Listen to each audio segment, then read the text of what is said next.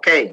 So, ito na po ang ating, lesson sa ating pong, Apostolic School of Leaders at, magandang gabi po sa inyong lahat at, medyo pasensya na po kasi medyo delayed po yung ano, mino-monitor ko po yung ating online at medyo delayed po yung, audio na bumabalik. Anyway, tayo pong, lahat ay, magbigay po ng konting panahon para sa ating paghingi ng basbas at gabay mula po sa ating Panginoon para po sa ating mapag-aralan. Let us pray. Heavenly Father, we praise you, Jesus. Thank you for this opportunity, Lord.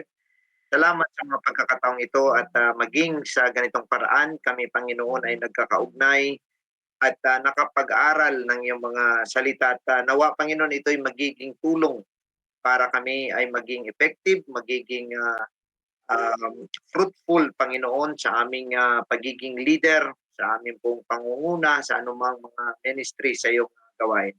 Lord, i-bless mo ang bawat isa sa amin at sa gabing ito ay basbasan mo ang aming kaisipan at puso. Sa pangalan ni Kristo Jesus, nagpapasalamat kami. Alright, so ang ating pong pinapag-aralan ay nasa lesson 7 na po tayo at this is the heart of leadership and ang ating pong title dito ay serving people. So ito na po ang ating lesson, serving people lesson 7 na po tayo. At magandang gabi po sa lahat ng naka-online po sa atin at live po tayo ngayon dito sa Padua, Italy at medyo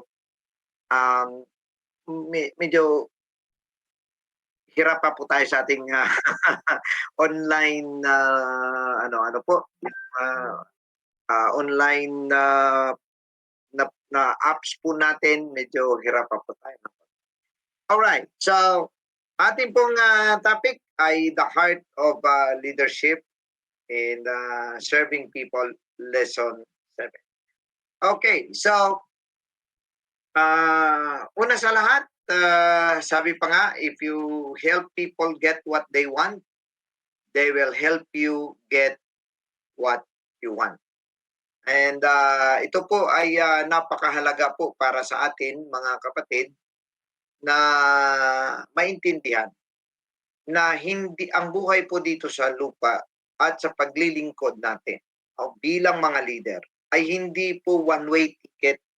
Hindi po yung dahil ikaw ang leader, ikaw lang lahat tatanggap. Ano po? Hindi ka pwede magiging mabuting leader kapag ikaw ay hindi po ika nga marunong magbigay din sa iba. Kaya nga po dapat ang leader ay hindi po siya maramot ano sa pagbigay ng kaalaman at pag-training sa bawat isa. Praise the Lord. At sinasabi po, if you help people get what they want, they will help you get what you want. So, if we know how to give, they will automatically also would give you back kung ano din naman ang ninanais mo bilang leader. So, if you help people, ito na po, ulitin lang po natin ang ating po sinabi. If you help people get what they want, they will help you get what you want. So, i-edit na lang po natin ito kapag i-post po natin for replay. So, ang tawag po dito ay servant leadership. Okay, so okay po ang aking audio Okay. Alright, so next slide po tayo and ang tawag po dito ay the heart of leadership is based on serving others, not ourselves. Ibig sabihin, ang puso po ng pagiging leader ay nakabase po ito sa paglilingkod sa iba at hindi po sa ating mga sarili. Right? So, Next slide po tayo.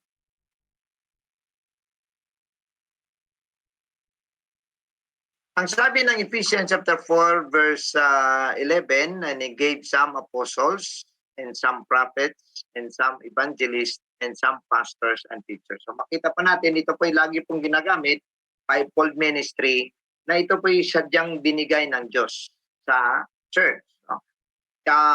Ang pagpapatibay ng church ay hindi po kayang gawin ng isang tao lang. Hindi po kayang gawin ng kumbaga kung pastor lang siya, no? May 5 pong areas na dapat ay nakita po ito ng Panginoon na ito po yung pinakakumpleto. Una yung apostles and then ang prophets. Ano po bang mga apostles? Apostles, sila po yung nag-lay down ng foundation. No? Sabi pa nga, and we are built upon the foundations of the apostles. Unang apostles, no? Kasi nga ito po ay church age. Anong prophets? Ang prophets is to confirm, sila po yung nasa Old Testament, and they confirm what is laid down as foundation. Ibig sabihin, kung ang apostol ay sila ang mag-ano ng foundation at wala pong mga evidences, wala pong ibang patunay na ito po ay ayon sa plano mula pa sa simula ng ating Panginoon, pwede pong magiging kaduda-duda po ito. So para matanggal po ang pagdududa sa pagtuturo, ay ito pong mga apostol ang nag-lay down ng foundation, pero ito po'y pinatunayan ng mga propeta. Ito pong dalawang opisinang ito ay dapat wala na pong isa sa atin na mag-desire, no? Na magsabi pa na sana ako gusto ko maging apostol, gusto ko maging propeta. Kasi ito pong dalawang ano na ito ay they are directly called by Jesus Christ or by God. Okay? Directly. Ibig sabihin, hindi po lang basta sa panaginip. Hindi lang po basta sa yung guni-guni. No? Hindi lang po yung nagising ka lang kinaumagahan at inisip mo ay kinausap ka ng Diyos sa panaginip mo tapos ikaw ay isang apostol. Hindi po ganon. Ano po? Hindi po ang pagiging apostol po kasi, mga kapatid, wag na po nating yang kainggitan, ano po, wag na po nating i-desire na maging apostol ka. Sabi ng iba, yung apostol kasi ang meaning basically ng apostol ay called out once and sent. Okay, fine, no? Okay na tayo diyan. Yun nga ang basic na definition ng apostol. Pero mga kapatid, pagka tinignan po natin, may specific lang po na mga tao na tinawag na apostol, the rest ay tinawag na disciples. Okay? So yung pagiging apostol natin na ito ay hindi po ito pwedeng gamitin na porke tinawag ka rin tapos ipinadala ka ng Panginoon, apostol ka na rin. Kasi kung titingnan natin, sino ba ang masigit pa sa ministry na ginampanan ni Silas, ni Barnabas? Di po ba? Sa ngayon, sabi ng iba, matinding healing sa aking ministry. Bakit? Sila ni Barnabas, wala bang healing doon?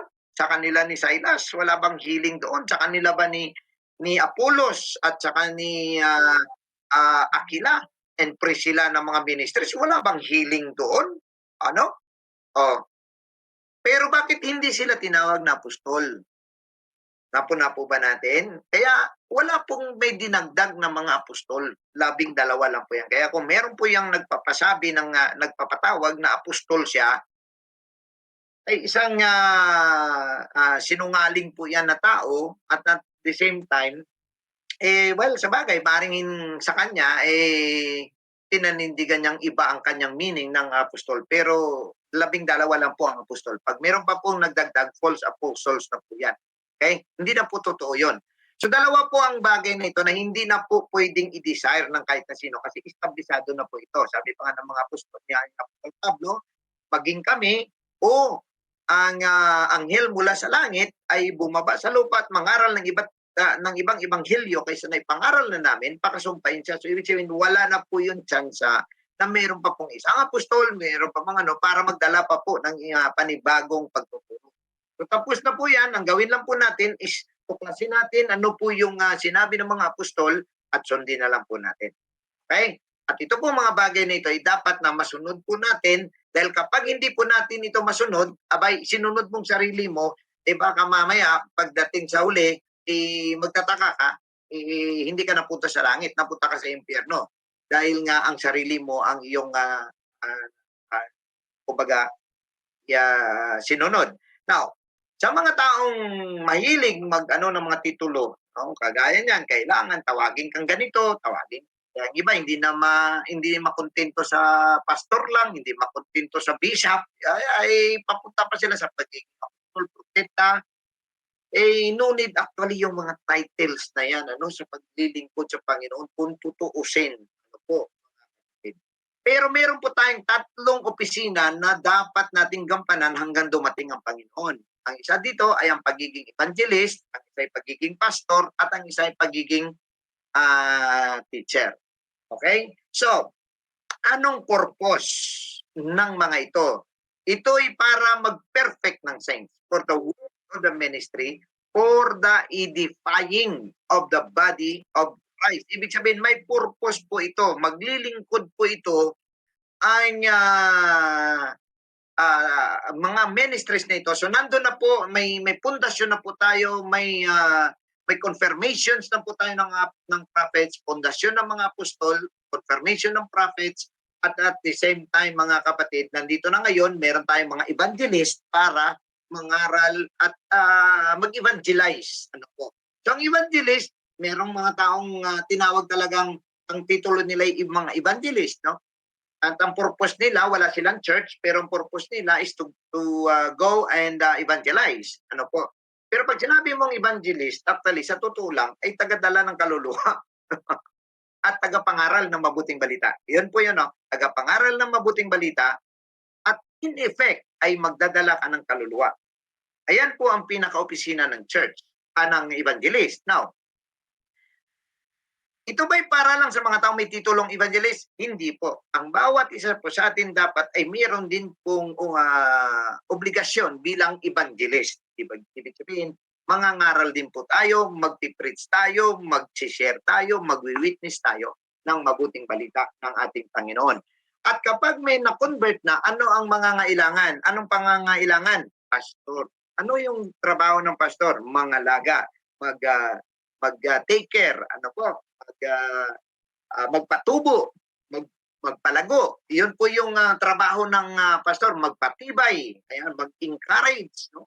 At para magpatuloy. Now ngayon, para magawa yan, kailangan may mga teachers. Ang mga teachers na ito yung magtuturo ng ng doctrines, ng biblical doctrines, apostolic doctrines. Ito po yung trabaho para para ang mga banal ng Panginoon, which is the church, ay tumibay, magiging banal sa Panginoon, at ang kanilang trabaho ay para sa mga ministries at magpalakas ng buong katawan ng ating Panginoon.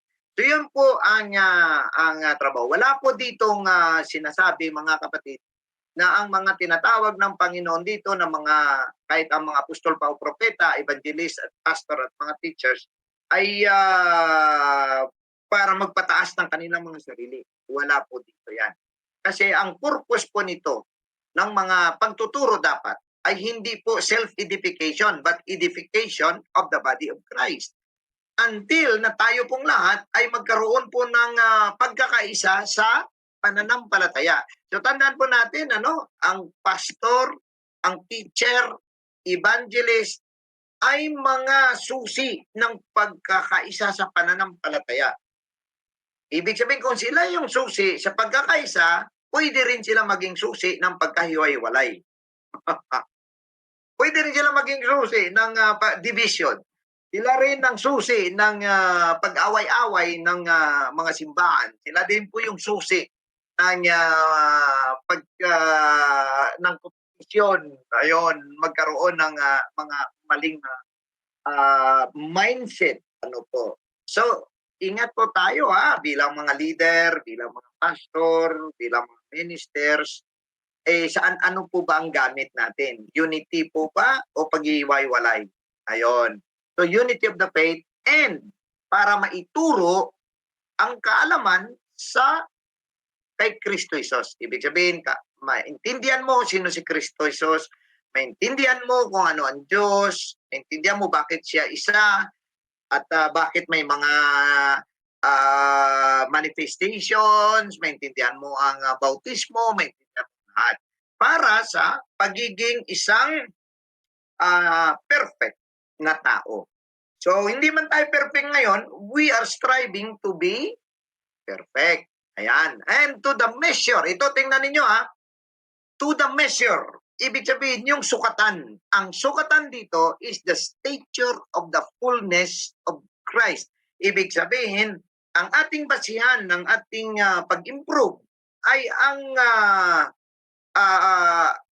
ay si Kristo. Ibig sabihin, kung ano si Kristo, hanggat hindi natin yan ma-attain, hindi pa tayo nagiging perfect. Alright? So, yun po yung ating standard. Hindi po yung standard ng ibang tao. Hindi po yung standard ng mundong ito. Hindi rin po standard ng kahit na sino. Kundi ang standard po ni Kristo, yun po yung ating basihan na doon dapat tayo umabot. Okay? Doon dapat natin, yun dapat ang ating. Alright? So, ito mga kapatid ay binigay para sa paglilingkod sa iglesia. Yan po. Kaya nga po ang ating topic ngayon, developing or the heart of leadership is serving people. Yun po yung ating topic ngayon. Ayan, next slide po tayo.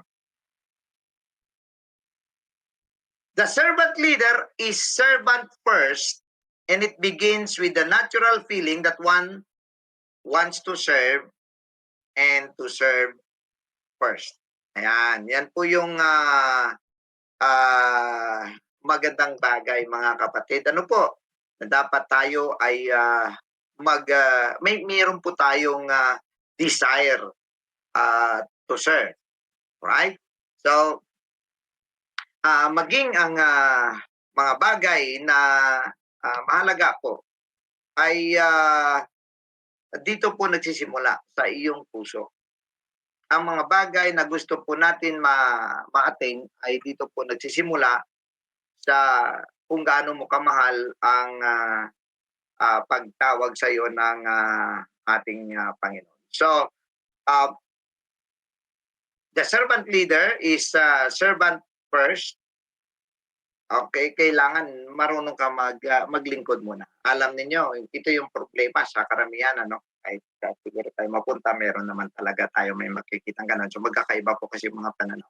In fact, sa akin nga po, tingin kung may mga ibang pastor po na gustong laging paglingkuran siya, magagalit siya sa akin.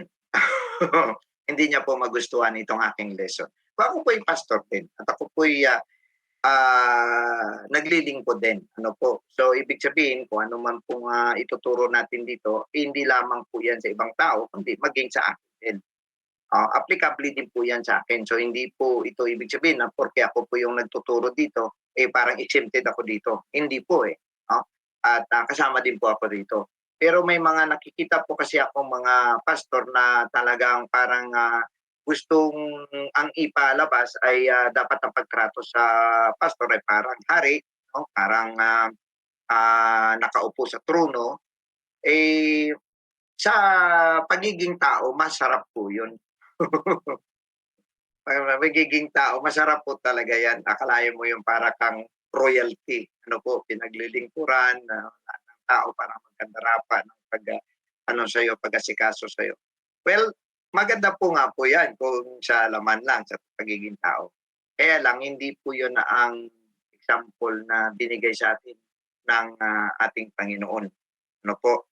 So, dapat kung sa ating pong pinag-aaralan ngayon, hindi po talaga ito applicable sa mga tyrant na leader, yung mga leader na gusto lagi kontrolado ang lahat. Ano po?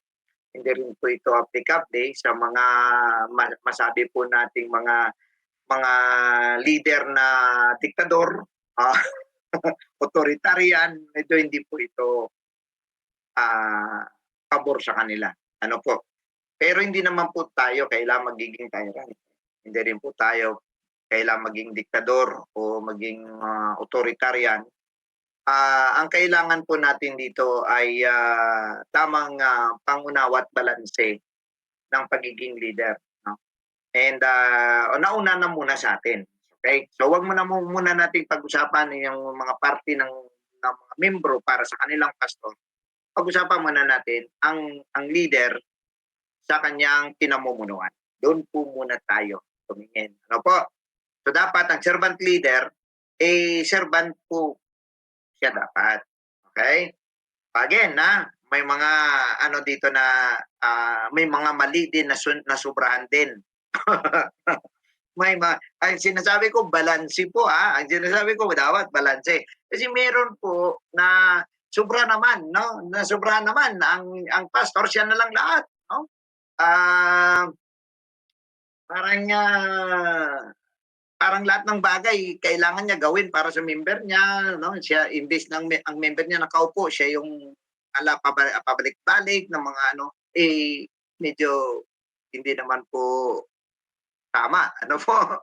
Ayan. So, tandaan natin ano na the care taken by the servant first leader, which is the leader, is to make sure that other people's highest priority needs are being served. So tayo bilang leader, tinitingnan natin yung mga tao. Ano yung sa kanilang side? Anong mga pangangailangan din nila? Of course, mga kapatid, most of the time, sinasabi na ang need ng tao material, pera, ano. Pero ang pagiging leader hindi naman po na nakikinig ngayon. Huwag po nating tingnan ng ating mga leader na parang dapat sila yung ano no, yung source of financial support natin. Ano po? Kasi hindi po yan ganon ang tamang pagkaunawa po dito. So, maya isa-isahin po natin yan. Next, ano po tayo? Slide. Every leader must have this kind of mindset. Ayan, dapat may ganito pong mindset ng isang leader. Number one, I place the concerns of others above my own. Ayan. So, ibig sabihin, dapat ang isip po natin, mas lamang po ang pangangailangan ng ibang tao kaysa sa atin. Number two, love people unconditionally, and that is very important. No? Kailangan ang pagmamahal natin hindi po doon sa klase ng tao. Yung kung mahirap, baliwala. Kung may pera, parang nagkakaundag-aga tayo sa pag-asikaso. Kung maayos, kumbaga, nakatingin tayo minsan sa kanilang mga panglabas na itsura, no? Sa kanilang mga damit. Minsan conditional ang ating pagmamahal. Minsan ayaw natin sa mga taong parang may something like na hindi natin magustuhan. Unfortunately, bilang leader, kagaya ng pagmamahal ng ating Panginoon, ang pagmamahal natin sa ating kongregasyon ay unconditional. Parang kahit sino pa siya, kailangan natin siyang mahalin. Kahit nga po galit ka na sa kanya, kailangan mo pa rin siyang mahalin. Kahit na nga po tinitira ka na niya Kahit na nga po na binabato ka na sa likod Kumbaga sinasaksak ka na sa likod, sabihin pa natin kung si Michael B. pa nilagyan na ng asin ang puso mo, sinaksak, dinurog, nilagyan ng asin, nilagyan pa ng suka, parang gano'n. Bilang pastor tayo, actually, hindi naman po tayo exempted sa ganong experience. Ano po? May mga tao na talaga alam mong binabanatan ka na sa likod, pero kailangan mo pa rin silang alin. Ano po? Medyo masakit-sakit po yun. Pero ang number one dito, yung pag nakita niya, place the concerns of others above my own, ay it is a matter of your will. Ibig sabihin, dapat ang iyong kalooban, ilagay mo dyan na, okay, kalooban ko na unahin ko ang kanilang mga ang kapakanan. Kaya nga makita natin maraming mga pastor isusubo na lang ng kanilang mga anak, itulong pa yan minsan sa iba, ibayad pa sa kuryente ng tubig.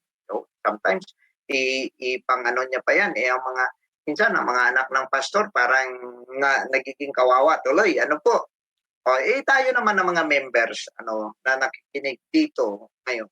Dapat na concerned din po tayo sa kalagayan din ng pastor. Kumbaga kung nangangailangan ng tulong ang pastor, dapat medyo automatic na po 'yan sa atin.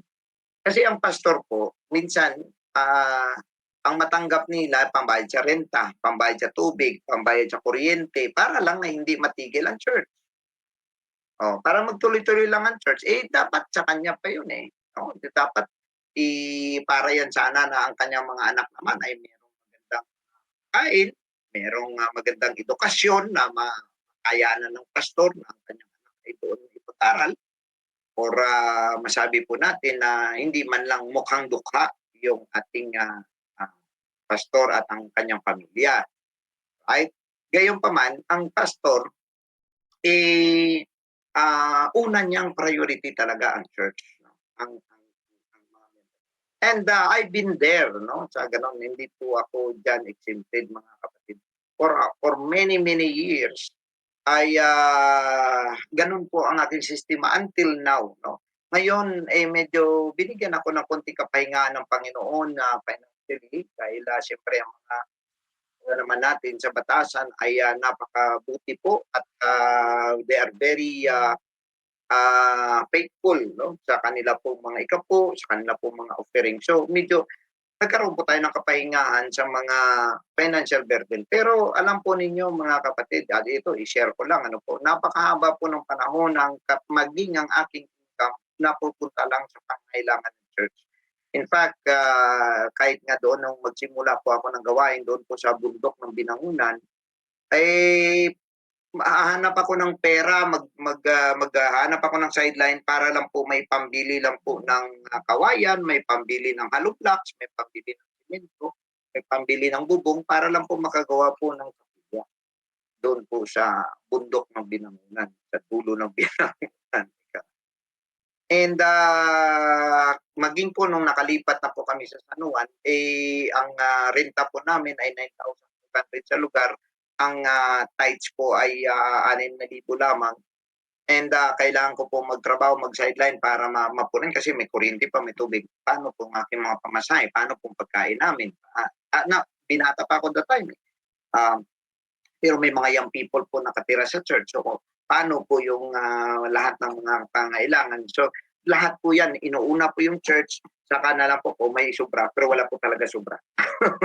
Until po nakalipat po sa Cubao, ganun pa rin po.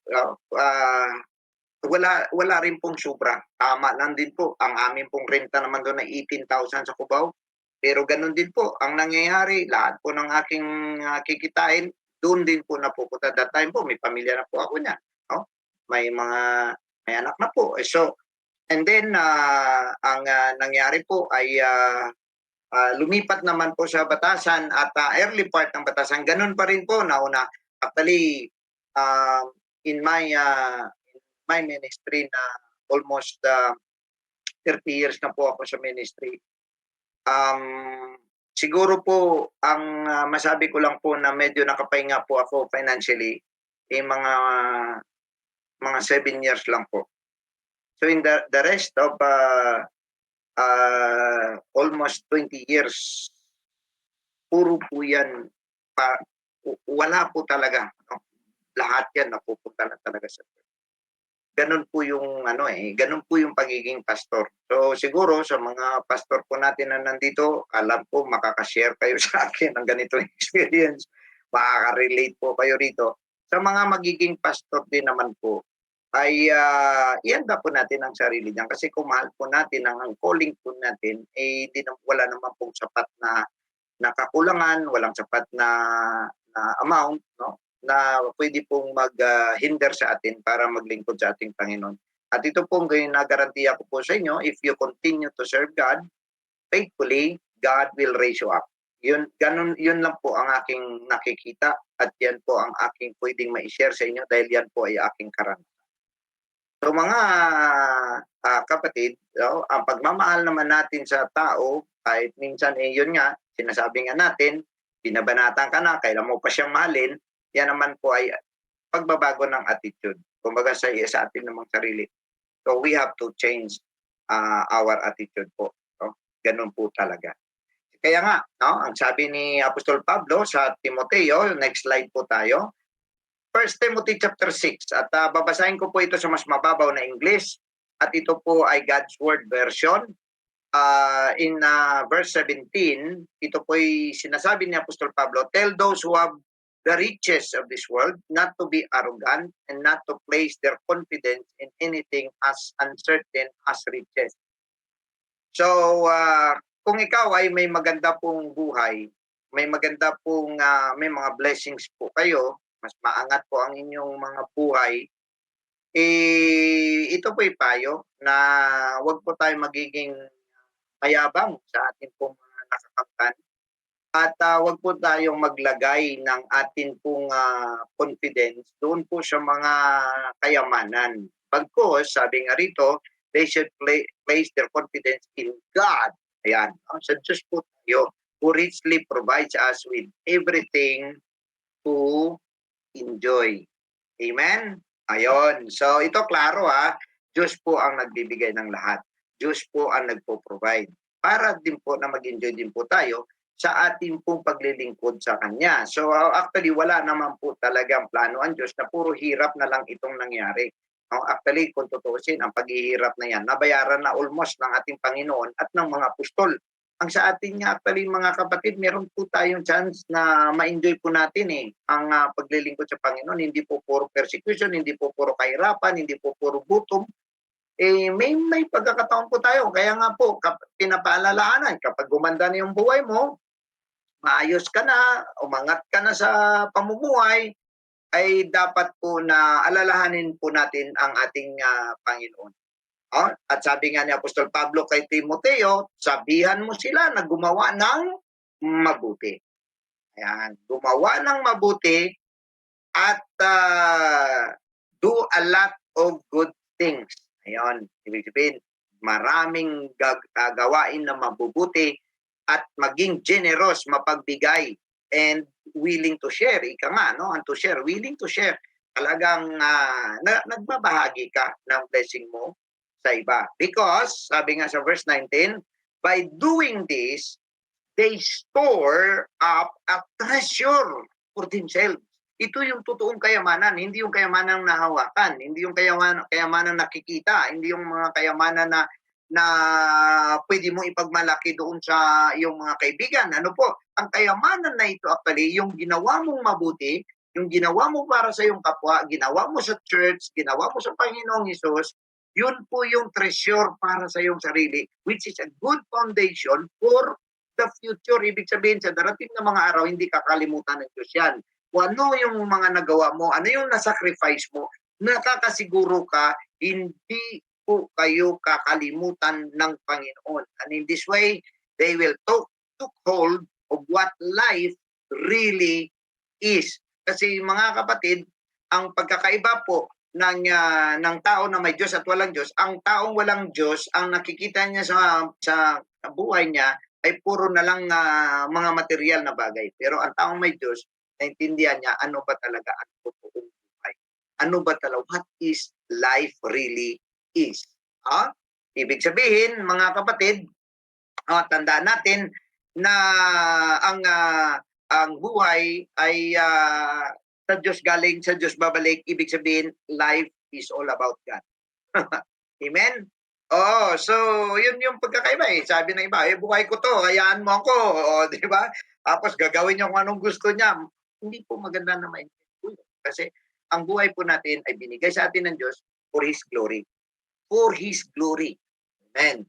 Para po yan sa kanyang kaluwalhatian, hindi po sa ating mga sarili. Dahil po sa darating pa pong araw na ibabalik po sa atin ng Panginoon ang mga reward. Alright. So, meron po tayong mga guidelines para po paano po ba tayo magiging better servant leader. Okay, ang ating po pinag-usapan dito, pagiging servant leader. Okay, next slide po tayo. Guidelines to practice daily to become a better leader. All right? Number 1, I don't rely on my position or title. Ito nga po mga kapatid, maraming mga tao, actually mga minamahal, na position and title based po ang kanilang paglilingkod. Sinasabi nga nila na minsan may mga taong nagagalit pag hindi sila natawag sa kanilang posisyon o titulo. Well, sometimes nasa tao na rin naman kung i-disrespect niya yung titulo at posisyon ng leader. Gayunpaman bilang leader, hindi ang ating paglilingkod, hindi po tayo nakabase sa ating po mga posisyon at titulo. And we don't rely our position and title to help others. In fact, sa inyo na hindi pa po mga leaders, you can still help others. You can start helping others. You can start serving others. Wala pa po kayong tayo, hindi pa kayo department head, hindi pa kayo elders, hindi pa kayo deacons, hindi pa kayo, kahit wala pa po, pwede po tayong magiging servant.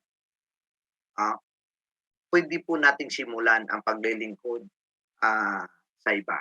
Right? Number 2, I choose to believe in people and their potential. Ibig sabihin, bilang leader po tayo mga kapatid, ilagay po natin sa ating kaisipan na magtiwala sa mga kakayahan ng mga taong nakapaligid po sa atin. Sometimes po kasi meron po tayong hindi magandang notion na sinasabi lang po natin na hindi pa kasi nila kaya. Parang hirap pa sila, hindi pa nakikita ko parang kulang pa eh. Minsan may mga ganun tayo, which is probably right. Bilang pastor ka, bilang leader ka, assessment mo yun eh. Di po ba? Kaya lang, in my experience, you will not know if they are really capable unless you give them trust and confidence, and at the same time ay gamitin mo sila. Kailangan magamit sila. Eh kung hindi po sila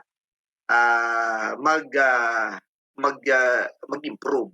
So we need to choose and believe people in their potential na sinasabihan natin, kaya mo yan.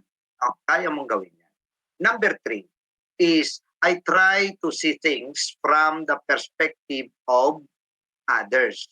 Right? Ibig sabihin, ganito po yun, sa pagiging leader po natin, may mga bagay po tayong inaasahan sa ibang tao, may mga bagay po tayong gusto sana nating magampanan ng mga tao, pero mas maganda din po na baliktarin po natin. Tayo bilang leader, tayo nagbibigay ng utos. Tayo nagbibigay ng instruction. Kung baliktarin po natin, ikaw naman ang tumatanggap ng instruction at ang utos mo, yun din yung iutos mo sa sarili mo. Ano kaya sa palagay mo? Anong mga challenges na meron ka? Anong ang mga bagay na posibleng magiging hindrance, kasi kapag nilagay mo yung shoes mo dun sa ibang tao, maintindihan mo na siya. At kapag maintindihan mo siya, you can speak well to them, you can talk well to them, and at the same time, you will know kung ano ang mas effective sa kanya. Yan. So dapat nakaano po tayo, So I work also to create, number 4, an environment of encouragement. Ito po yung pinaka maganda. Dapat nating tandaan, mas marami pong magagawa ang taong ini-encourage mo kaysa kinikriticize. Sa totoo lang mga kapatid, marami pong mga tao, ang tao po kapag kinikriticize, nagiging tamad. Yan. So, bawas-bawasan po natin yung kritisismo sa ibang tao because i-encourage po natin. Kasi nagiging tamad po ang mga iyan. Pagkalagi na lang silang kinikriticize. May term nga eh. Wala na akong ginawang tama. Ganon, no? So, kahit po sa ating mga anak, mga kapatid, kung puro po tayo galit sa kanila, puro po tayong koreksyon sa kanila, parang wala na rin po silang magawang mabuti kasi nga po naisip nila parang mali na lang sila lagi. So, mas maigi pong doon po tayo sa kabila dumaan. I-encourage na lang po natin sila, titingnan natin. Kumbaga doon tayo doon sa kung criticism man, constructive, no? Ibig sabihin, yung pinapakita mo may mali, may kulang, may diferensya, pero pinapakita mo rin na kaya niya, no? Magampanan niya. And at the same time, also, I measure my success on how much value I add to others. Ang ibig sabihin po nito mga kapatid, paano mo ba inangat ang buhay ng ibang tao? Paano mo ba inangat ang pag-iisip ng ibang tao? Paano mo ba inangat ang leadership ng ibang tao? Ibig sabihin, paano ka nakakatulong na tumaas yung value niya? You know, what is value? You know, the value is yung pakinabang mo eh. Di ba? Ibig sabihin, pag mataas ang pakinabang mo, mataas ang value mo. Yun po yung ibig sabihin. Gaya for example, ang ginto. Bakit mataas ang value niya? Dahil marami siyang pakinabang eh. Oh, may mga bagay na magawa ang ginto, hindi pala kaya ng ibang metal. So, kung ano, at hindi siya kinakalawang, hindi siya, so kung mataas ang kanyang kalidad, tumataas ang kanyang kalidad, tumataas ang kanyang value. Yun po yung ibig sabihin. Ibig sabihin, dinidevelop natin yung mga taong katabi natin at mga kasama natin na mag-develop. Kapag nag-develop sila, tumataas ang value nila. Hindi lang value nila sa ibang tao, value nila sa sarili nila. Amen? Okay, next slide po tayo. Dito po tayo, power of serving others. Ibig sabihin, alam nyo ba na ang paglilingkod sa ibang tao ay isang malaking ika nga, kapangyarihan o power or force na makukuha po natin. Akala lang natin minsan napapagod kasi tayo maglingkod, na parang tayo na lang lahat, parang nahihirapan na tayo, na parang puro negative nung ang serving.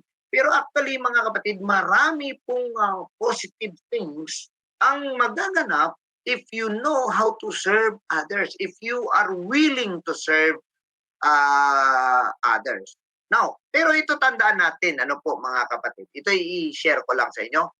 My desire to serve people comes out of my love to Jesus. Yun po yung pinakamahalaga.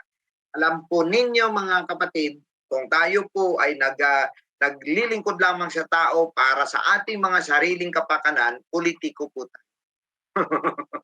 Di ba mga politiko? Wala naman yang sabi na, mahal ko ang aking bayan. Ay, nako.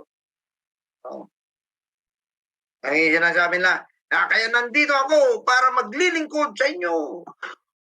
Okay. Wala po yun. Ang totoong foundation ng totoong paglilingkod ay dahil mahal mo si Jesus. Yan pong pinakadabi. Because you love Jesus, you will serve people. Hindi dahil sa para isipin nila na napakabuti ko, isipin nila na napakagaling kong leader, isipin nila na maayos ako.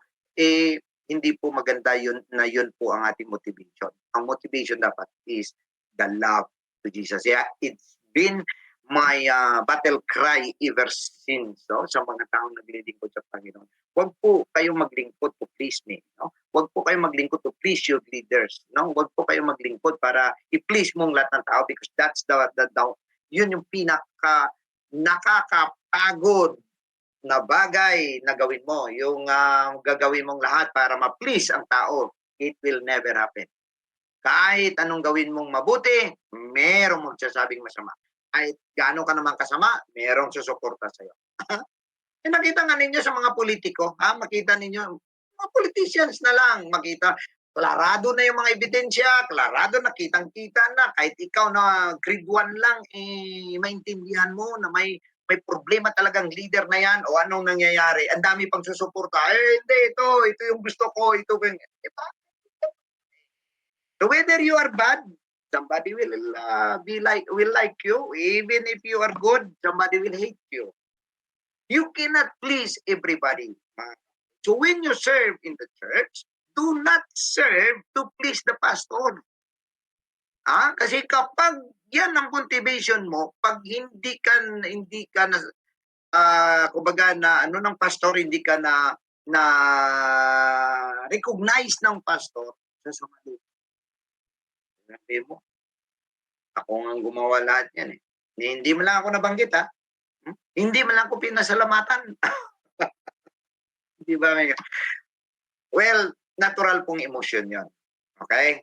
Pero mga kapatid, kung ang iyong motivation ay para sa ating Panginoon, it doesn't matter, eh. It doesn't matter kung ikaw ay mabanggit, it doesn't matter kung ano ang, sasabihin sa'yo, balewala sa'yo 'yun because anyway, you do it for Jesus, 'no? So, kunwari ang iyong ministry diyan ay paglilinis sa church, wala mang tutulong sa'yo, it doesn't matter. Kung ano lang kaya mong gawin, gawin mo with all your might para sa church, para sa Panginoon niya. Alright? Now, tandaan natin, loving Jesus is the very foundation of all our actions as we all should imitate Christ. Ayan. Ang kinukopya kasi natin si Kristo dito. Kaya nga po, nalulungkot ako na marami pong mga pastor ang nalilimot na ang kinukopya natin ay si Kristo. At kabaligtaran po ang nangyayari. Si Kristo ay gustong maglingkod, sila gusto paglingkuran. Medyo nakakalungkot po yun, yung mga ganong mga bagay. When you decide to serve others as a leader, the team success becomes your success. Ibig sabihin, ilagay natin ng church, no? When you decide to serve others as a leader, the church success becomes your success also. Right? Next slide po tayo. Sabi po ng Matthew chapter 23, but he that is greatest among you, sabi ng ating Panginoon, shall be your servant. And whosoever shall exalt himself shall be abased, and he that shall humble himself shall be exalted. Once again, ito rin ay isa sa aking mga banner na lagi ko pong ini-instill sa utak ng kahit na sino man, ng mga pastor, ng mga elders, ng mga leaders, na we need to stay humble kahit saan po tayo umabot. Dapat ganun lang tayo. Kasi everything is by or through Jesus Christ. It's not about ourselves. And sabi pa nga, kung ikaw gusto mo magiging pinakamataas, the only way, take note the only way to be great is to start serving. Yan. The only way to be great is through serving. You want to be great? Sabi pa nga ng awit, if you wanna be great in God's kingdom, learn to be the servant of all. Diba? Kasi nga po mga kapatid, ang servanthood is the foundation of being a good leader. Pero may mga ilan po dito na actually literal, may mga members na hindi naman po pagkaunawa. Maalala ko po ang isang yung mga young people ng isang church na yung doon sila doon sila pinapatulog sa church, doon sila nakitira sa church, may mga young people na ito. Pero may mga trabaho naman sila. Iba sa kanila, hindi naman manong trabaho. Parang iba sa kanila driver, iba sa kanila cab driver, mga ganon na trabaho. So, dyan sila sa church kasi nga, ay na-accommodate sila ng pastor. Abay, itong nakita nila dito. Sila rito. So, ngayon, ang sinasabi ng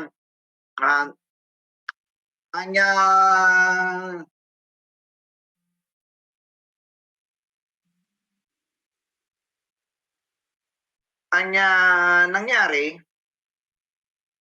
pag natapos silang matulog, abay, hindi nila inaayos yung kanilang mga tulugan, yung kanilang unan, mga kulambo, hindi nila inaayos. So sabi sa kanila ng pastor, Bakit hindi niyo yan inaayos? Tulugan niyo yan. Dapat maglinis din kayo bago kayo umalis ng simbahan at ano.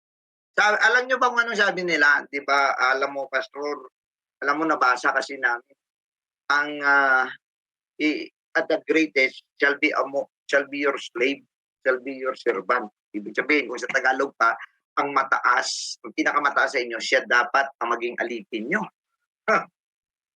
'Di ba pastor, ikaw pinakamataas dito?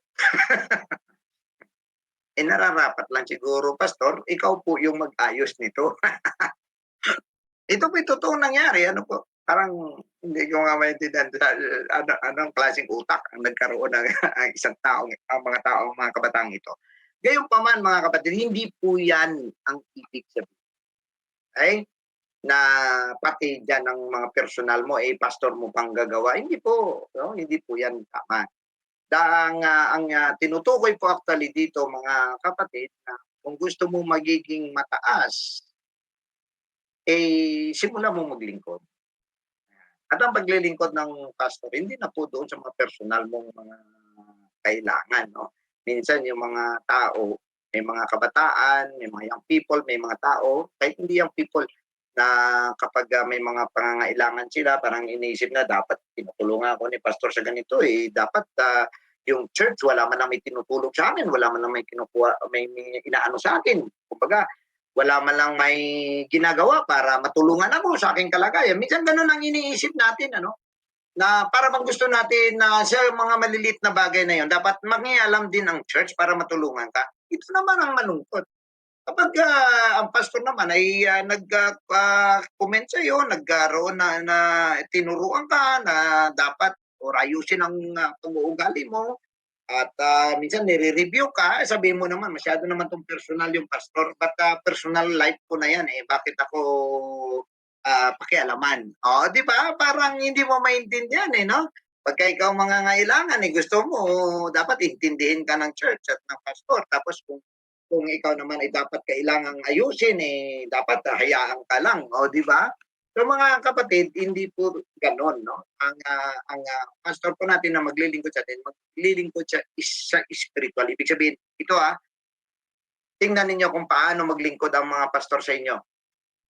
Kayo natutulog na, ang inyong pastor gising pa para ayusin kung ano ang mensahe na ibigay ng Panginoon sa kanya para sa inyo, para kayo'y tumibay, para kayo'y, magkaroon ng lakas na muli lalaban sa buhay. Nakita niyo?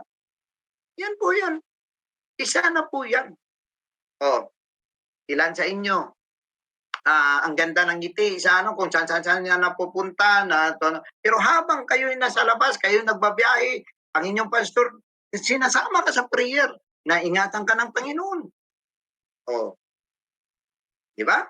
Kung may sakit ka, mag-post ka na, "Ay, may sakit ako." Automatic 'yan. Ang pastor sinasabi, inaano kaagad, nagse-set ng ilang, oras, minuto 'yan para i-pray ka.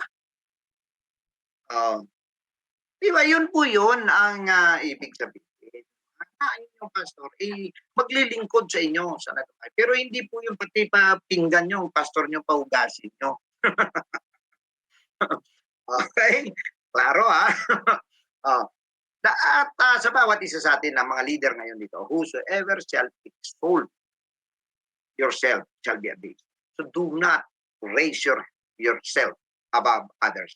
Okay? Stay humble, sa ilalim ka lang. Diyos ang mag-aangat sa'yo. Yan ay malaking, patotoo yan mga kapatid, 'no? Sa mga tao diyan na ang feeling niyo parang hindi ka man lang napapansin, may kakayaan ka naman. Wait, just wait. Do what you need to do. Do what God's will in your life, and then stay humble. God will raise you. Makikita ka lang. Parang kung ako sa experience ko sa pagiging pastor, 'pag makita ko yan, parang umaangat ang isang tao. Alam niyo ba yung, I do not know sa ibang mga pastor, pero sa akin, may diyan sa kongregasyon, may mga pakiramdam ka diyan na may mga taong umaangat talaga spiritually. Umaangat yan talaga sila. So kahit na itago pa hindi mo yan sila mapansin, ang Diyos yan nag-aangat sa kanila. Ikaw, yun din po dapat. Huwag po kayong magpuwersa na Eh, ang tagal-tagal ko na sa church, hindi mo lang ako ginagamit. Anong tingin nila sa akin? Walang talaga akong kakayahan. May sometimes, wrong spirit ka na. Di po ba? So, dapat humble ka lang until kung kailan ka kukunin at iangat ng Diyos. Ang pinakamahalaga na dapat mong gawin, just be humble, do what you can, do everything. Gawin mo ang lahat na kaya mong gawin. Iangat ka ng Diyos. Maniwala ka. Kahit gaano pa, ilang milyon pa yan dyan sila na nakatayo, iangat ka ng Panginoon. Lulusot ang ulo mo from the rest of the heads. Ganun po yun eh. It's, again, sa aking sarili, it's been my experience. I never desire to go up. I never desire na dapat ganitong pusto ko, dapat ganito ang ko. Hindi po. I just do what I want. I need to do. I just do the best that I can sa lahat ng bagay na aking ginagawa for the glory of Jesus Christ. And then, ang mga bagay-bagay na ito, nag-a-align lang naman. Tapos maramdaman mo ang sarili mo. Parang ang feeling nga ng iba, parang taas-taas mo na. Pero being humble, dapat pakiramdam mo, normal ka lang. Huwag po maglagay ng pakpak sa inyong pong mga tagiliran at huwag po magdagdag ng hangin sa ating mga ulo. Amen? Kahit na sino kang pastor, kahit na napakarami mo nang nagawa, sabihin pa natin, marami mo nang nagawain, steady lang. Keep your foot in the ground. Keep your feet in the ground. That's all, mga kapatid. And tumitingala ka lang sa Panginoon. Kasi kung tumitingala ka, ibig sabihin, mababa ka. Tama? If you stoop down, meaning mataas ka. Yun lang po yun. So, ang sa atin, we keep our feet, which is very important sa mga leader. Maraming leader ang dito bumabagsak bandang huli. So stay humble. Now, ang ating mga achievements kasi nagiging nagiging susi para tayo parang feeling natin kung sino na tayo. Rebuke yourself. Opo. Remind yourself na ang sinusunod mo si Kristo. Amen. All right, next slide po tayo. Kahit ang mga great men in the world realize that serving is your best service. Ayan. Serving is your best service. Sabi pa ni Benjamin Franklin, ang mga taong ito, hindi nga ito masabi natin mga apostolic preachers, hindi po ito mga believers. Hindi po they are the people in the world that became famous. Ano ang kanyang pananaw? Benjamin Franklin, sabi niya, presidente ito ng US. No one is useless in this world who lightens the burden of it for someone else. Yan. Ibig sabihin, walang isang tao na walang silbi sa mundong ito na siyang tumutulong para mapagaan ang kabigatan ng ibang tao. Tama? Ang ganda, no? Tayo, feeling natin, ordinaryo tayo dyan. Pero kung tumutulong ka para mapagaan ang kalagayan ng iba na nabigatan na nga may mga tumutulong ka. Alam niyo, yun ang maganda dapat sa church kailangan niya. Minsan, dati-rati nga kami, yung minsan merong na ospital, dalawa lang silang mag-asawa, magbabantay dun sa anak. Pero, siyempre, may trabaho pa yung isa, so wala. So kami na nag-isip, sige, ganitong gawin natin. Magrelibo tayo o sino sa ganitong oras, magbatay kasi alam niyo may mga ospital kasi hindi ka pwede pumasok yung ospital public, public ang ospital. Hindi ka makapasok, ang bantay sa labas. Siyempre tayo dapat, nag-iisip tayo na brother, baka pwede tayo maka-arrange tayo kahit man lang ng 4 na oras kung wala ka lang namang ginagawa. Di po ba? Ganun po yun na akala mo useless ka or baka may taong nagsasabi na parang walang silbi. Pero kung tumutulong ka para mapagaan naman ang kalagayan ng ibang tao, you are something great. Alright? Sabi pa ni Mahatma Gandhi, kilala naman ninyo si Mahatma Gandhi, di ba? Yung naging, I think, Prime Minister ng India. The best way to find yourself is to lose yourself in the service of others. Di ba? Ganda, no? Para makilala mo ang sarili mo daw. ay dapat mawala mo ito sa pamagitan ng paglingkod sa iba. Yun, ibig sabihin, you deny yourself. Diba? Wala nga ito, mga taong ito, hindi to Christians nga eh. Oh? Pero ang service to others, they know it is very important. Ang sabi pa ni Albert Schweitzer, I don't know what your destiny will be, but one thing I do know, the only one among you who will be really happy are those who have sought and found how to serve. Totoo po yan. Pag hindi ka naglilingkod, hindi ka masaya.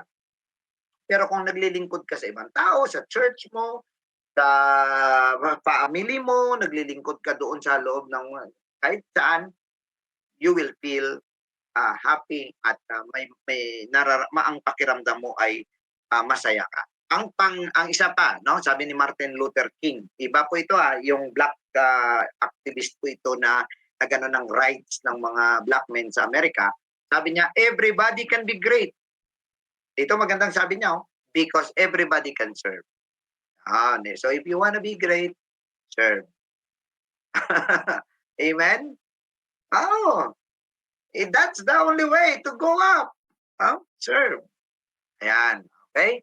So, now ngayon, siyempre may mga bagay tayo na paano tayo ngayon magano? Paano nga ba tayo maging servant leader? Ano ba mga bagay? May mga questions po dapat na i-satisfy para makatulong sa atin, no, na makapaglingkod po tayo ng mabuti. Next slide po tayo.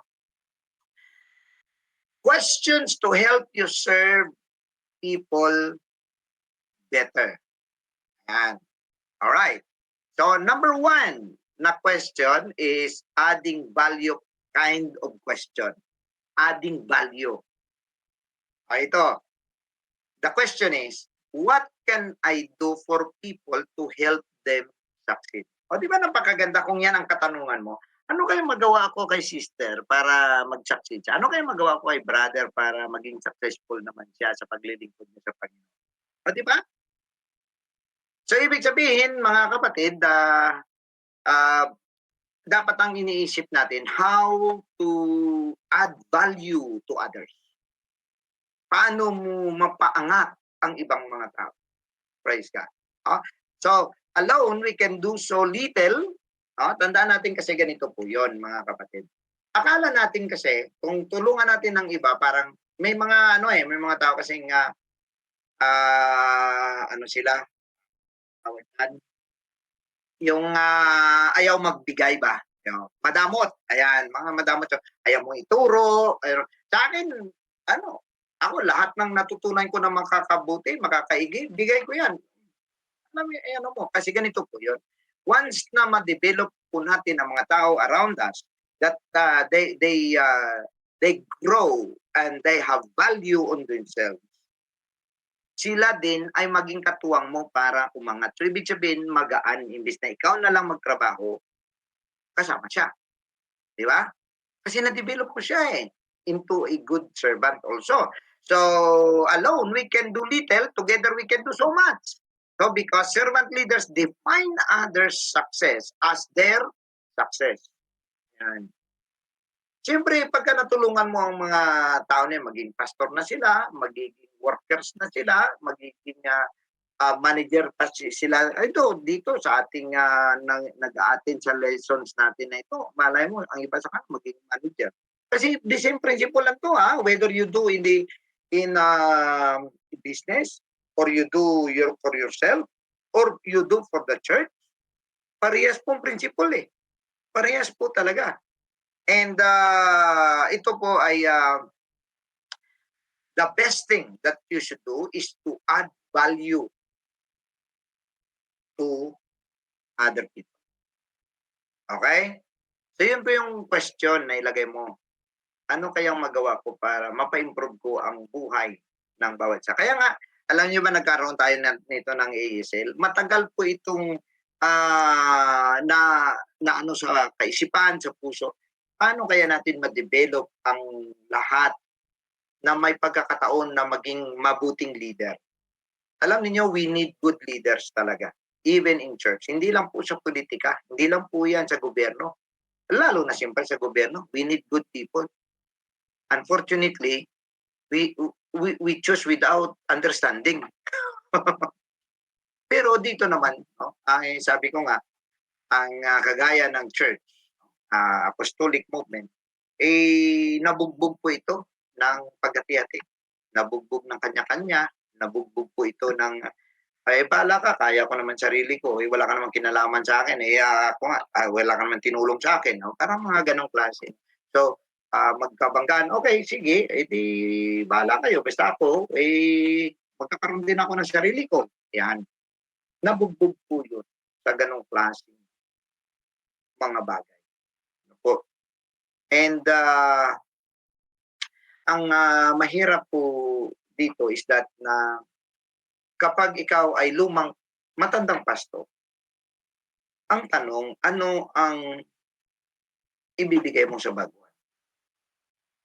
Anong utak? Anong isip?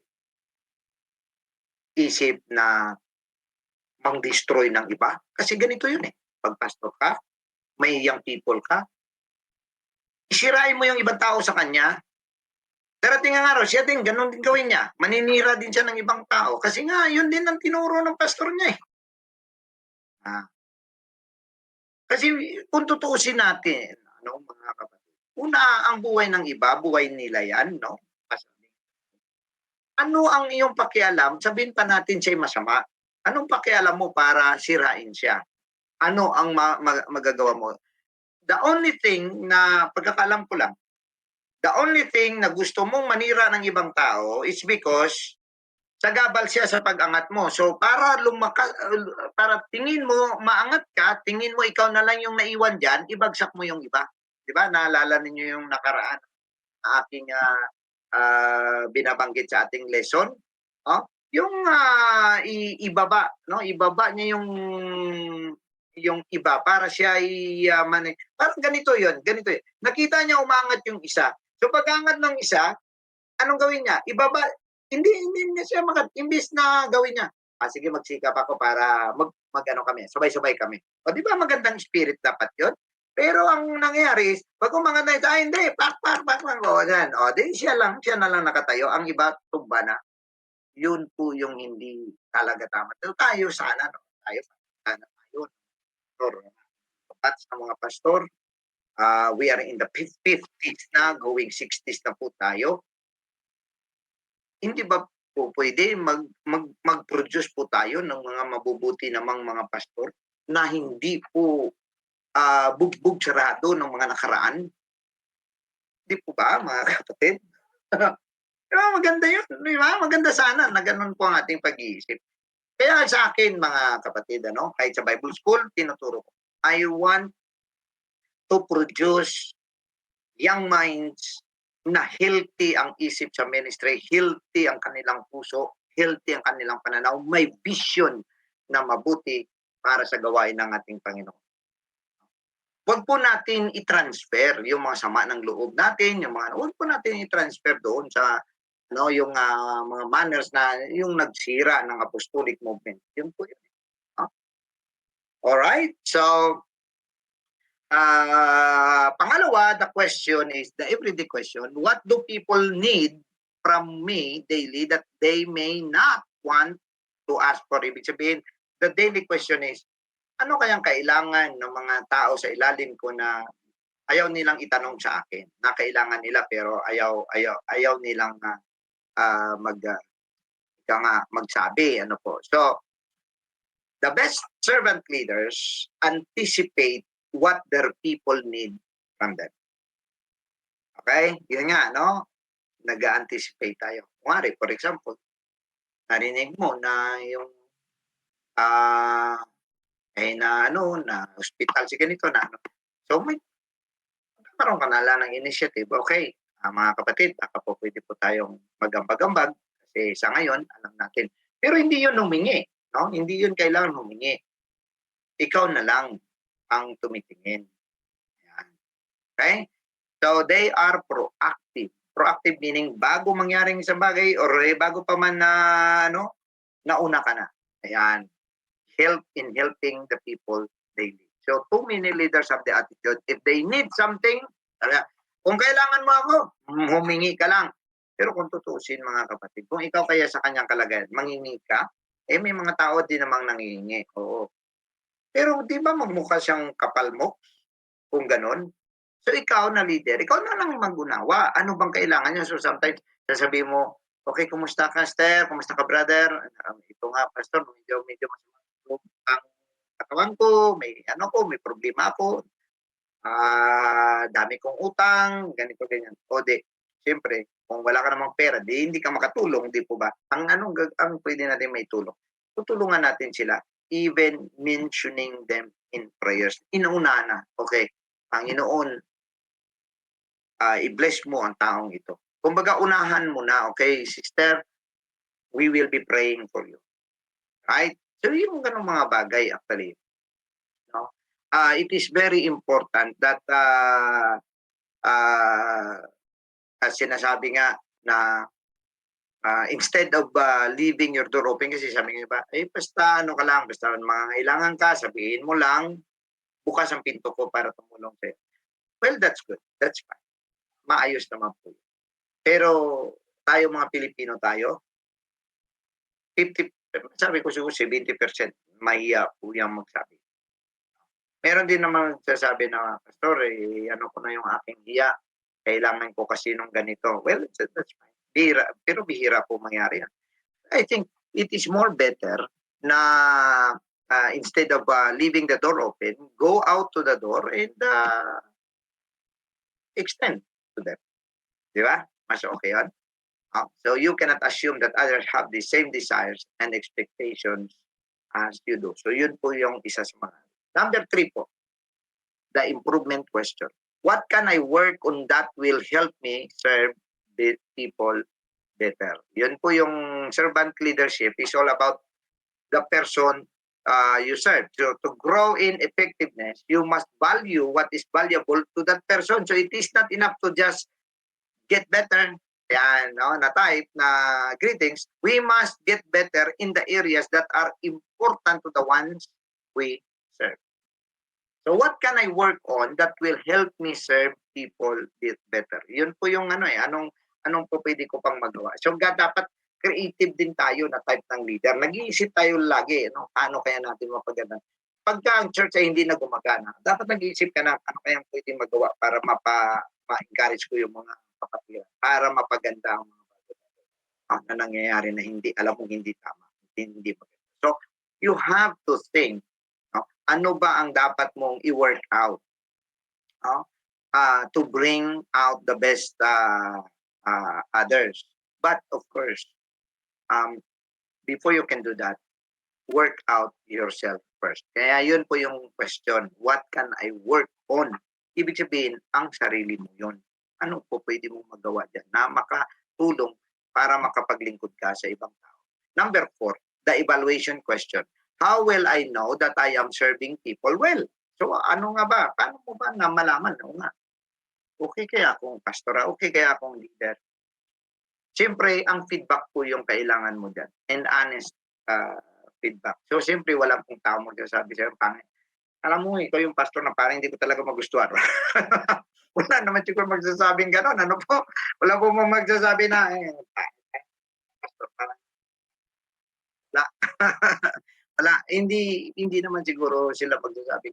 So what you're going to do is to try to listen, no? And alam niyo ba mga kapatid kung ano ang number 1 na palatandaan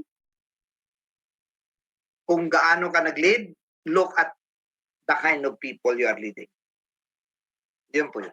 Your leadership is reflective doon sa klase ng tao na nililid.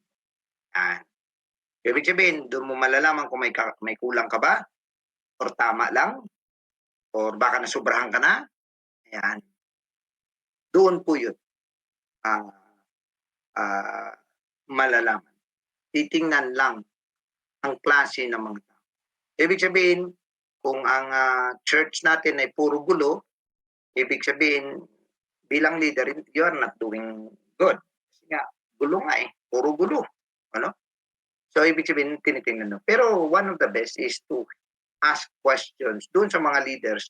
Kasi those people will speak to their small group leaders or mga team leaders nila na hindi nila kayang sabihin sa iyo bilang pastor. So they will ask, they will say that, and you will ask your leaders ano bang mga bagay na minsan sabihin, kasi minsan pastor ito yung ang ayaw namin na ang ayaw nila yung mga ganito ganyan. So you have to also be open para ma-understand natin sila no at mapaglingkuran ng mabuti kapag alam natin kung ano yung kung tama ba ang ating pamumuno sa kanila. So ang epekto talaga niyan nasa church. Hindi po yan ma-negate. No? Hindi po yan masabi mong pangit siya na leader pero mabuti yung nangyayari sa church. Ibig sabihin, hindi siya pangit na leader, sa'yo lang. Sa'yo lang siya naging pangit. Amen? Okay, number 5. Sorry. Meron. Okay. Number 5 po tayo. Ayan. The blind spot question. What is it like for the people who work with me? Ayan. Ano po yung blind spot question? Ito po yung kumbaga, ano kaya yung experience ng mga tao kung ikaw as leader, ikaw yung leader, tapos kung ilagay mong sarili mo na member. Yun. Kumbaga, i-ano mo, i-reverse mo. Yan. Masatisfy ka rin ba? Maayos kaya? Yun. Yan po yung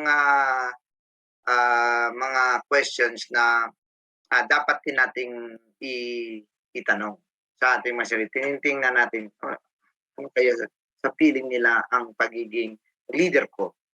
Ayan. So, kung ako ang klase ng leader nila at ako yung sa member na yon, ano kaya ang aking pakiramdam? Okay?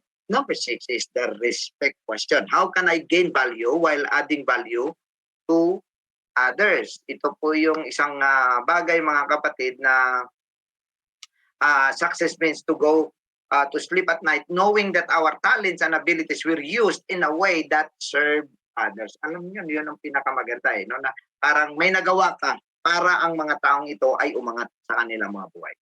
Okay? So, take note na if you give or help them have their value, increase their value, their respect to you will also be added and ang value mo sa kanila tataas din. Okay? So yung value nila tumataas, ang value mo sa kanila tumataas. Now, sabi pa nga ng aking tokayo na si Alan Loy McGuinness, there is no more noble occupation in the world than to assist another human being to help someone else succeed. Okay? So let's all think how to let others succeed. Sabi ng number 7, okay? The giftedness question. What do I do best that allows me to serve people best? Ay, sorry po. Mali, ang number 6 po yan. Yan lang po sa hanggang sa dapat. What do I do best that allows me to serve people best? Ibig sabihin, alamin mo ang sarili mo, ang gift mo. Saan ka babanda na parang nakakaserve ka ng mabuti sa ibang tao. At the same time, ang gawin mo is to also discover kung ano ang mga gift ng ibang tao para makaserve sila na mas mabuti. Huwag mo silang pilitin sa bagay na hindi nila gift yun. Ang bawat isa may gift. Ang bawat isa may kanyang kakayahan. Huwag mo siyang ipilit kung may mga tao talaga na parang hindi talaga sila effective doon sa mga sa evangelism. Hindi sila effective doon. Pero effective naman sila pagdating sa pagtuturo sa mga bata. Di lagay mo sila sa mga bata. No? Ganun po yun. Huwag mo silang ipilit. Na hindi, kailangan ganito ngayon. Until na sila po'y tumubo at mas malawak ang kanilang ministering. Okay? So, look for the gift. Okay? Look for the gift. At yung gift na yon, yun po yung i-enhance natin para mas magawa niya ang mas malawak na paglilingkod. And ito pong mga dapat tanungin natin sa ating mga sarili. Next slide po tayo ha. Next slide po tayo. What are my strengths? How can I use them to serve others? Ito ang ano natin, no? Mga questions din po ito. You can ask this in yourself and you can ask that to others. Pwede mo itanong din yan sa iba. Ngari, sa'yo muna. Okay, sa'yo muna. Anong mga strength ko? Ngayon, pag alam mo yung strength mo, how can I use them to serve others? Okay? Then, the question is, what is my background? Next slide na po tayo. How can I use it to serve others? Kumbaga, ano yung aking mga kayang nagawa? Okay? Background mo. What are my experiences? Ano yung mga naranasan mo? Okay? How can I use them to serve others? Yun po yung isang laging question. Ano ang mga oportunidad na meron ka? Ano ang bagay na gusto mo at mahal mong gawin? Saan ako tumutubo? Yun po yung mga katanungan. No, ngayon, lahat ng katanungan na ito, ang next na itanong mo sa lahat ng katanungan na ito, paano ko ito magamit para makapaglingkod ako sa iba? Kunwari, ako may strength ako. Paano ko gamitin ito? Kunwari, magaling ako magturo. So anong gawin ko? Para makaserve ako sa iba, hindi magturo ako. Tama? Yung background ko, ako ay isang dating contractor. Paano ako makatulong? Hindi, tulungan mo ang mga tao na matuto sa construction. Di ba? O kunwari, background mo teacher. Paano ako makatulong? Ang background ko teacher. Hindi magturo ka sa mga yung people o kaya sa mga bata. O di po ba? Ano yung aking experience ko dati, ganito, ganyan. Matindi mga pinagdaanan ko. Yung mga pinagdaanan mo, paano mo yan magamit para mapaglingkod? May iba nangihin natin. Kailangan din nilang kalakasan. Ngayon, anong mga bagay na gusto mong gawin? At anong mga bagay na kung saan doon ay lumalago ka? At next na question is, how can you use it to serve others? Hindi po yan ang ating question. Nasobra na po kayo. may isa po tayong slide. Okay, number 7 na po. The giftedness question. Okay, now dito na po tayo. How to develop the servant within you. Paano ba tayo mag-develop? Kasi siyempre, karamihan talaga sa atin, ayaw natin ng mga bagay-bagay na parang wala tayong servanthood heart or spirit. So, there are 2 areas na dapat ma-develop po natin. Okay?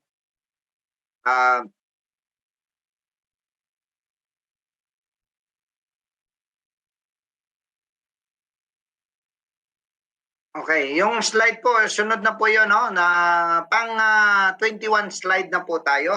Okay? 21 slide na po tayo. Develop the heart of a servant, number 1. And number 2, develop the hands of a servant. So, dalawa po ang mga bagay na dapat mag-focus po tayo para mabago po natin ang mga bagay nito. Heart of a servant and hand of a servant. Okay? Ayan. So, a change of heart is like gratitude, ika nga, no? As if it is unexpressed, it has little value. As you seek to develop the heart of a servant, be sure to follow through the actions of a servant. So wake up every morning thinking about how God can help the members of your team, of your church, succeed. Personally, professionally, developmentally, relationally, in all, so on and so forth. So if you make them better or more successful in any way, you're on the right track. Ibig sabihin, lahat po tayo mag-isip, paano ako makatulong na mas maging mabuti itong mga kasamahan. So that is why, mga kapatid, sinasabi nga, dito na po tayo, conclusion po tayo, Matthew chapter 20, verse 27, and whosoever will be chief among you let him be your servant, even as the Son of Man came, not to be ministered unto, but to minister and to give his life a ransom for many. Ayan, mga kapatid, bilang tayo mga manggagawa ng Panginoon, hindi po tayo dapat nagde-desire na parang gawin tayong mga prinsipe, gawin tayong mga hari, ano po. Yan po ay nagkikater lamang ng gusto ng laman na wala namang taong hindi gusto na halos paglingkuran siya ng lahat ng bagay. Ano po? Pero mga kapatid, ang tandaan po natin na bilang mga tinawag ng Panginoon, ang una po nating gagawin is to serve others. And these people, once they know, no, hindi po ibig sabihin nito na lahat ng bagay gagawin natin doon sa church, ano po. Ang ibig sabihin lamang po nito is that na dapat tayo ay maging example bilang mga servant. So, kagaya niyan, no, pagka pastor ka, hindi porke pastor ka, hindi ka na pwedeng maglinis, hindi ka na po pwedeng mga trabaho diyan sa church, di po ba? And i-review po natin ang ating mga sarili kapag medyo feeling po natin umaangat na po ang ating mga paa mula sa lupa. Pagka dumami na po kasi ang hangin sa ulo natin, aangat na po yung mga paa natin sa lupa. Yung iba diyan na po minsan. Kasi nakaka-addict po 'yun mga kapatid, itong danger sa mga leaders.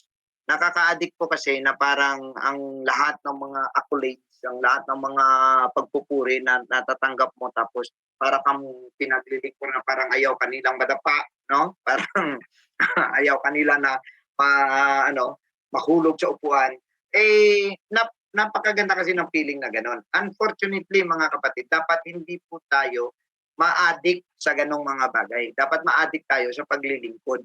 Yon, ma-addict dapat tayo how to be a servant to others. Doon po sana tayo maglagay po ng ating focus. Kasi po pwede po talaga magawa. Maniwala po kayo mga kapatid, nasa utak lang po talaga ng leader. Pwede po talagang gawin ng leader na parang akala mo sino siya, na lahat ng tao parang yuyukod sa kanya, luluhod sa kanya. Pwede po talaga mangyari. Kita na yan, daming mga kulto na lumabas. Na, imagine ka, yung mga kulto na yan, willing pang pumatay, willing gumawa ng lahat ng mga bagay. Meron pa nga willing sila magpalimos para lang sa kagustuhan ng leader. Diba? Mga ganong mga kaya nila ibigay buhay nila kaya nila ibigay ang pride nila, kaya nila mag-resign sa pagiging isang career employee, di ba? Yun po yung mga napupwede po talaga. Ang Bible po talaga is very broad, very wide na kapag pwede po talaga ito magamit ng laban sa kalooban ng Diyos, pwede rin pong magamit sa kalooban ng Panginoon. In fact, mga kapatid, ipinatunayan po yan ng Diablo na kaya niyang gamitin ang Word of God para sa kanyang kapakanan. Di po ba? Pero ginamit din ng Panginoon ang Word of God para depensahan at i-rebuke ang kalaban.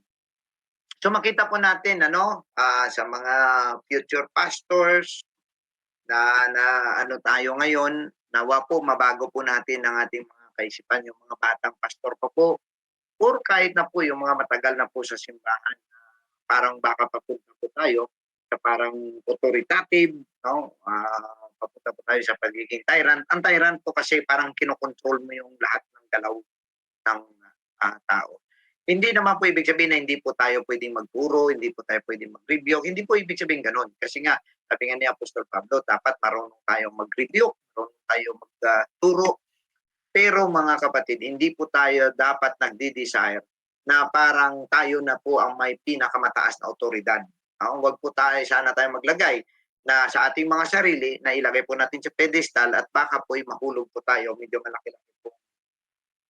Mabagok po yung mga ulo natin. Ano po, mga kapatid. And at the same time po, tandaan po natin kung ano din po yung ating mga tinuturo sa ating pong mga sumusunod po sa atin, magiging ganun din po mabibigyan sila. Kaya po, magtulong-tulong po tayo mga kapatid na ang ating pong mapatubo na mga workers ay mga humble po sila ng mga tao at wala po silang mga karakter na Diyos, karakter na mahilig manira ng iba, karakter na mahilig mag-manipulate ng iba, no? Hindi po tama, no, na minamanipulate po natin yung mga sitwasyon para magpabor po sa atin, ano po.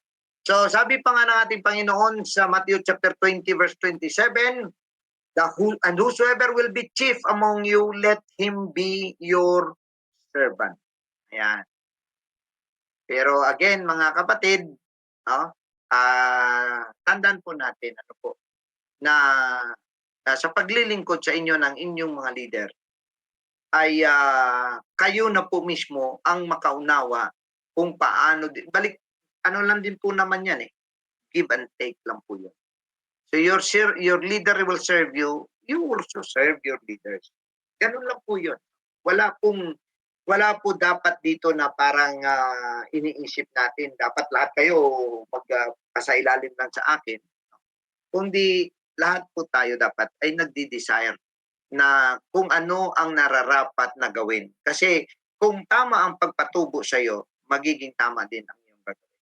So even as the Son of Man came, si Jesus Christ nga po, did not came not to be ministered unto, but to minister and to give His life a ransom for me. Amen? Sana po, no? Mapag-aralan po natin ang humbleness, humility, submission in the right sense. At ganoon din po tayo bilang leader, dapat nai-implement po natin yan in the right way.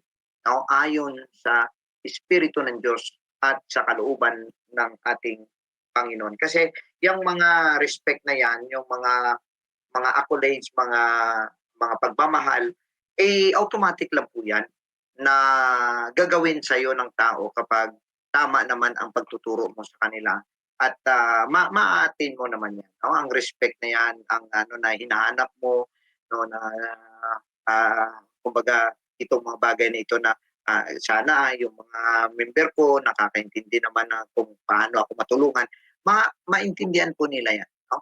Bandang huli. And they will do with willingness. Gagawin din po nila yan para sa kanilang leader. So muli, no, two sides po itong ating ang ating pong lesson, na we as leader must serve the people of God, and the people of God also will serve the church, including the leader. Amen? Ganun lang po yun. Right? So hindi naman po ito sabi ko nga, hindi po one-way ticket. Hindi po pwedeng sa'yo lang lahat. Kung ako leader, hindi rin po pwedeng sa akin lahat. Di ba? Parang cycle lang po ito. Kaya nga, sabi niya ng ating Biblia, no? Sabi ni Apostol Pedro dito sa 1 Peter 4:10, as every man hath received the gift, even so minister the same one to another as good spirit.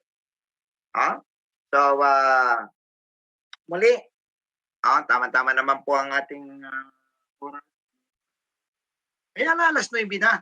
Okay, so as good stewards of the manifold grace of God. Alright? So, mga kapatid, maraming salamat po. Medyo napasubra yata ang oras. Hindi ko kasi makita ang oras ngayon. Wala nakita. So, medyo napahaba po tayo ngayon. Gayunpaman, this is a leadership training. And this is not something na parang ang gusto lang natin, kung ano lang yung mapakinggan natin. We must be as good stewards of the manifold grace of God. Let us minister the same one to another according to our. So before we end, let us all pray and let us give thanks unto the Lord. Heavenly Father, we praise you, Jesus. Salamat, Panginoon, muli sa pagkakataong ito na ikaw, O Lord, ang nag-bless sa bawat isa sa amin. Salamat, Panginoon, sa mga nakikinig ngayon, sa mga future leaders, pastors, na nawa, Panginoon, sila ay maging kagaya mo, Lord. Ang bawat isa sa amin maging kagaya mo. At ikaw ang aming modelo, Panginoon. Nawa i-bless mo ang bawat isa. ang puso, ang kaisipan. Bigyan mo kami ng humble spirit, Lord. Bigyan mo kami ng servant heart, Lord. Willing to serve ng, para sa iyong kaluwalhatian. Muli, Panginoon, ang lahat na ito para sa iyong kapurihan. Nagpapasalamat kami sa iyo. Bless our leaders, Lord. Hallelujah. In Jesus' name, amen. Alright, so maraming salamat po sa inyo at siyempre sa ating pong technical team dyan po sa Batasan Church. Thank you very much and God bless you all. Good night. Good night po sa inyo dyan. Ay sa amin naman po ay 2:00 pa lang ng hapon. Alright, God bless you. Thank you.